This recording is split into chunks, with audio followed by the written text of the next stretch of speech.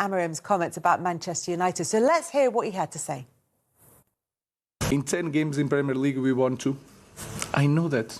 Imagine what is this for a fan of Manchester United. Imagine what is this for me.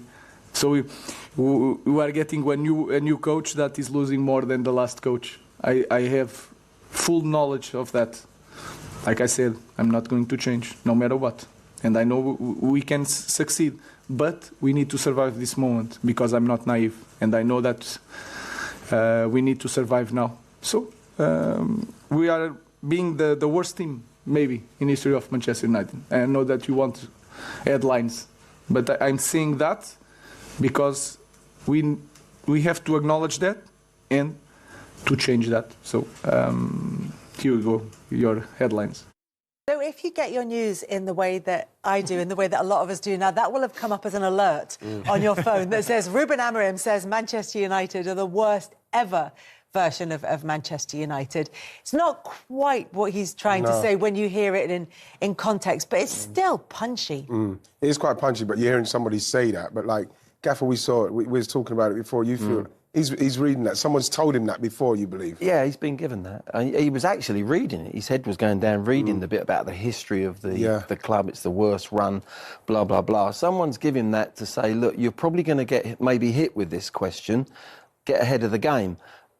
I don't know whether he was wise in actually bringing it out because it's been turned round, as you say, Do you think it's because, as well, Kels, it might be the second language and it's not come out as clearly as he'd like to? Because we're talking about a long time ago, aren't we? But I think it's quite blunt. It's not a kind of subtle point that he's trying to make where it would come in.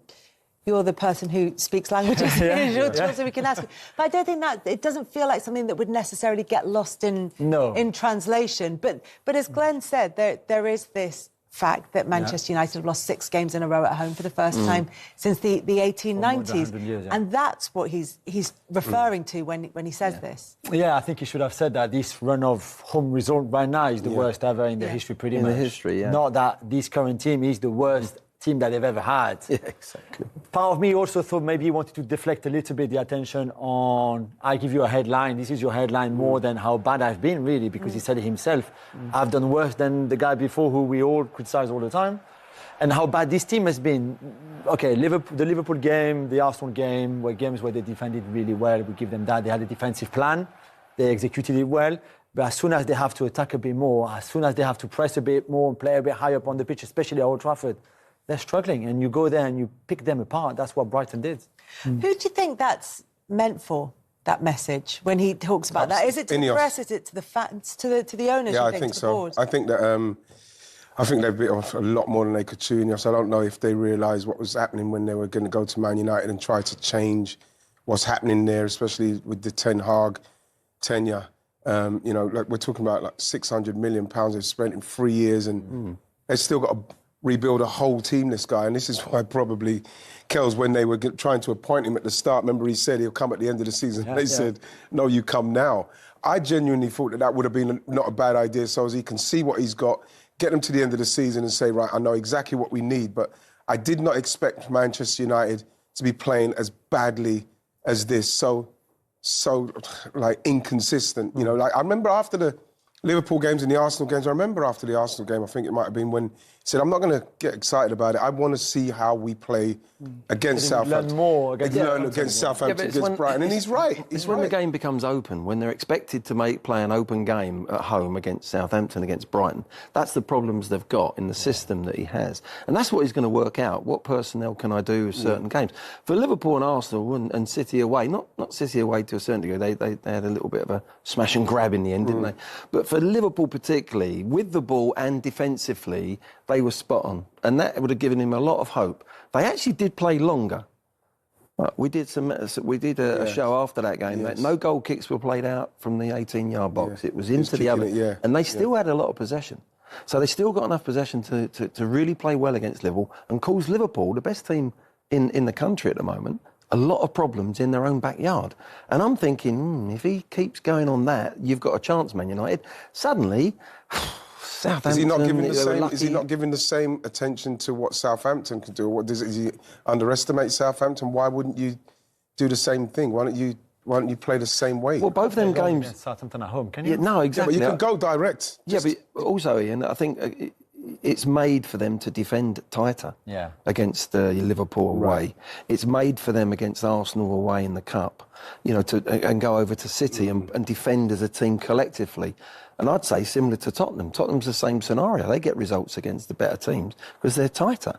And actually, Man United are better. Now it's an open game, becomes more open. We're playing Southampton, we're playing Brighton, we're playing... Now we've got to take you on as a football team. Their system is failing them. It's failing them defensively then. And is that that's down to him then, surely? Down to him, and obviously mistakes. Players make mistakes, but there's a little bit of anxiety in their play. You can see it. And when there's anxiety and confusion, there's mistakes to come. Yeah. When you say they can't play like that at home to Southampton, is that because of perception? Also, I don't think he wants them to. Let's not forget, although he's a disciple of Mourinho, and Mourinho is his mentor, always been his mentor, still is now, I think, he wants to be a more proactive, attacking coach, which his sporting team was brilliant to watch at times.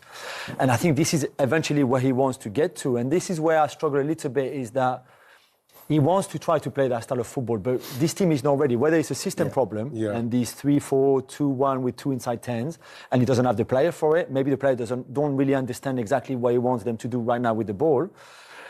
But he should think about result now more than anything else. So if you have to play long on Haaland, play long, don't play Zirkzee, because Zirkzee is a player to have the ball and control because he's that kind of number 9. Play long on Haaland, have two players really close to him, win the second ball, have Ugarte and Mainu quite close to their back three. Instead, like we were saying before the show, we watched the highlights of the Brighton game again. Brighton, literally, United players were cones on that pitch. There was no pressing, no pressure on the ball, just nothing. It was a training drill for Brighton this game. And that's probably the more concerning thing for the manager. Isn't necessarily even maybe they got the tactics wrong, or maybe they feel they can't play like that in this game because it's at Old Trafford.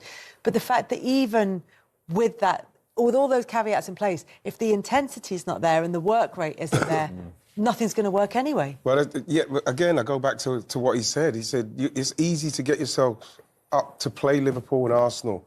You know, the problem that they've got at the moment, as well as the fact that they don't seem to have a plan for the so-called lesser teams, is their mentality. The mentality is wrong. You can't play as well as you did against a team like you said. Liverpool, I think, are the best at the moment, easily.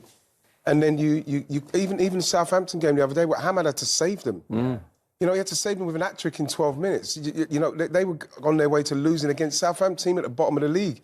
There's something wrong mentally with that team, and obviously, structurally, when they're playing against the Southamptons or the Brighton or anybody, they don't seem to have a plan to how to beat these teams. I think if he goes into a Liverpool, he goes into a Man City, he goes into an Arsenal, even a Newcastle, his system, he'd make it work. Yeah, I agree. And we'd all be going, wow, what a good coach. At the moment, it's not going to work at Manchester United. And that's why I think he wanted to come in next season. And he wanted to get these plans. But, you know, now it's an experiment for him. He's thinking, who am I going to keep? He hasn't. He's inherited that squad. It's not his squad at all. And it won't be until next season's. But he's going to say, who am I going to keep? Who do I think I need to get out of? But the surprise was maybe you're sitting 8th, 9th, going for a European place whilst we're doing this as a manager. That's the vision. But now they're down, down where they are. Lose another couple of games and they could be under immense pressure. Ruben Amorim saying that they might be the worst team in Manchester United history. Now, that is quite a statement. What do you think his thinking is here? See, I'm not really sure what his motive is for doing this. I was trying to think as a player, how would I feel if my manager came out and said that? I think probably I'd want to prove him wrong. I think that would probably be my first thought. Then would I think if I was one of those players that's maybe lacking a little bit in confidence, which you can see there's lots of mistakes that's going on with Manchester United at the moment. There's certainly players that are lacking that belief and that confidence. So how would that then affect me in that way?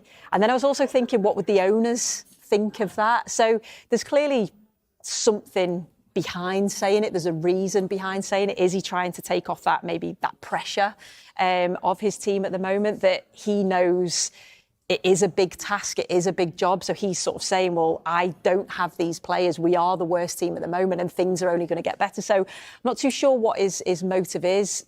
Not sure if it's the right way to go about it. I suppose only time will tell. Do you think they are? Oh, that's a really good question. I think at the moment they're certainly not performing the way that we thought that they would perform in terms of... It's difficult to say because obviously Amorim came in, he's completely changed the style, the way of playing. We said it's going to take time. Even when they, got the good result against Everton, I remember him saying, there's going to be storms, this isn't going to be smooth. It's always difficult when you do change a tactic, if you like, mid-season. We praised them when they beat Arsenal in the Cup.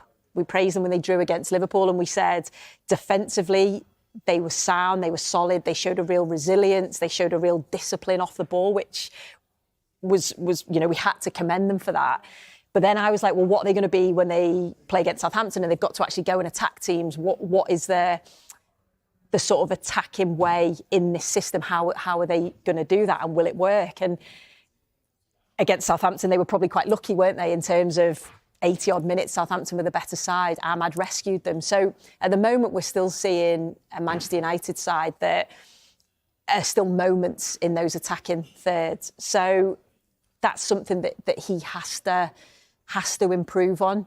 Defensively, again, we're seeing problems. And I know we're going to praise Brighton, but you have to sort of praise Brighton and the way that they exploited Manchester United's weaknesses yesterday. Well, you mentioned Amad Diallo, so let's talk about him. Of course, got that hat-trick to win that game against Southampton that you were talking about there. He has, I guess, been the bright spark under this Amorim reign so far, but is there a danger they're relying too much on him, and when he doesn't produce, neither do United? Well, that has been something that we've said, isn't it, for a long period of time, where it's always been on one particular player is going to stand out and make the difference, whether that's Bruno, whether that's Amad Diallo, whether that's Rashford when he had those sort of moments of excellence a few seasons back. And we're seeing it again with Amad Diallo. Where's his best position? Is it as the wing back? Is it as one of the number 10s? I quite like him centrally and with the ability to move out wide, but that sort of freedom in there. But he was the player that stepped up against Southampton. I think when we all thought, wow, this is a huge defeat to Manchester United after getting those couple of positive results, he was the one that stepped up and actually took the game by the scruff of the neck. I just think he really suits Amorim's way of playing, the energy, the intensity that he plays with off the ball, the runs that he makes on the ball, whether that's dribbling, whether that's passing and going.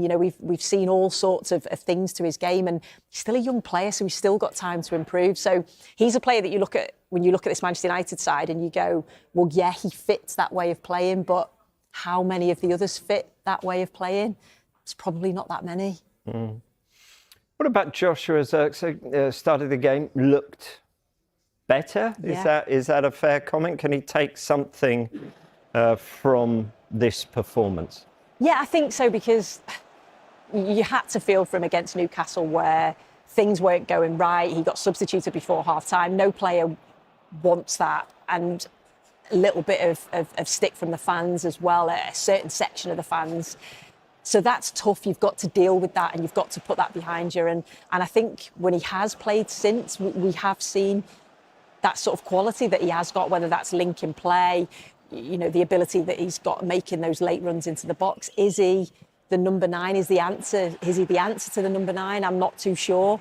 I think Højlund's having a tough time of it at the moment. So again, he's trying to find the best solution in that area. But if you're looking at recruitment, it's certainly an area I think Manchester United would need to look at. You think if you had a top world-class centre-forward, Højlund would probably just be learning off him and coming in for certain games and playing 20 minutes here and 20 minutes there. But it's a lot of pressure on a young man to come in and take that responsibility. And, at the moment, he's not quite finding his feet. But I think this is the problem with Manchester United in terms of this system that Ruben Amorim's playing. And I know there's been so much talk about the system and the tactics, but as an owner to Manchester United now, do you look and you go, OK, I believe in Amorim's system, I believe in what he's doing, I'm going to invest a lot of money into this system and I'm going to bring players in for him to play that system? Or are you a little bit worried that this isn't going to work and maybe Amorim isn't going to stay for the long term? Because they obviously did it with Erik Ten Hag, where they decided to stick with Ten Hag. They give him a lot of money. He brought in his players. Ten Hag went, and now you've got players that are under the Ten Hag regime, not under the Amorim regime. So I think there's a bit of a situation there at Manchester United in terms of recruitment, and are they 100% buying into what Ruben Amorim's done, and is he going to take this team forward? Yeah. We can't talk about United without discussing that error from Andre Onana. Yeah. What are your thoughts on... I mean, it was a mistake. All humans make mistakes, but what about his long-term future at Manchester United? It was a mistake, and like you say, you know, we all make mistakes. I think there's been times on this show where we've praised Onana for some brilliant saves that he's pulled off, but he is prone to big errors like that. And again, is that another area that maybe Manchester United will be looking at moving forward? But yeah, sometimes it can just be one of those things, can't it? When you make an error at a key point in the game at 2-1, you think, well, you're sort of still in it, aren't you? And you could even sense with the crowd when he made that error, you could sense the crowd like, oh, it's 3-1, this is going to be a real tough ask to get back into it. So yes, we've praised him for those key important saves that maybe he's made this season, but the best keepers probably don't make those sort of errors at key points. No, because the counter-argument is that's what a keeper's there to do, make big saves. At big times, That's why you pay him. It was a huge statement when they brought him in from Inter Milan in the summer of 23. David De Gea then kind of disposed of. But if you think about David De Gea, I mean, he's still only 34. And for a keeper, that's by no means over the hill, is it? And he's currently out in Fiorentina playing out there. Was that a mistake? Should they have stuck with De Gea? It's all hindsight, isn't it? I think sometimes you maybe look back and go, actually, was that the right decision at that time? Maybe it was the right decision for player and club at that point. But yeah, I just think it's so difficult, isn't it? Because I think Manchester United players, the team, they just get scrutinised with every mistake, with every bit of quality that they show. And when there is a mistake like that, it's obviously highlighted. So, yeah, he'll be looking at that, Onana, and saying, I need to be better moving forward. I need to be the keeper that makes the big saves and continue to do that. Because how many times have we said with Liverpool, with Manchester City, where, you know, it's the game's in the balance and they come out and make an unbelievable save and they go on to win it convincingly. We actually forget because of how good they are and because that's something that they continuously do. So as a top side, yes, you have to have that top goalkeeper.